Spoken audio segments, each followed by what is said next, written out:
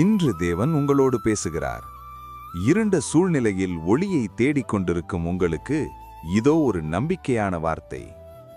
எழும்பி பிரகாசி, உன் ஒளி வந்தது, கர்த்தருடைய மகிமை உன்மேல் உதித்தது. ஏசாயா அதிகாரம் 60 வசனம் 1. நீண்ட நாட்களாக உங்கள் வாழ்க்கை ஒரு இருண்ட அறைக்குள் இருப்பது போல தோன்றலாம்.